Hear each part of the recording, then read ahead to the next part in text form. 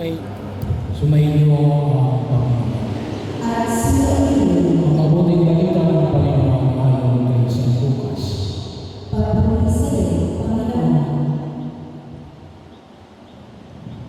Noong panahon pinag-uusapan ng ilang tao ang templo, ang kahamahan ng mga bato na ginamit dito, at ang mga panamuti nito na inihandog ng mga tao.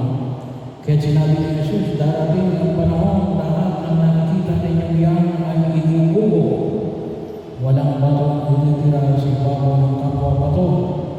Tinanong sila niya siguro, kailan pa itong mangyayari ay ano ang magiging palatandaan na ito'y magaganap na? Sumagot siya, mag-ingat kayo at nang hindi maligaw ang sino man. Sapagkat marami ang darating sa aking pangalan na magsasabi ako ang Mesiyas at dumating na ang panahon, huwag kayong susunod sa kanila. Huwag kayong mapapakama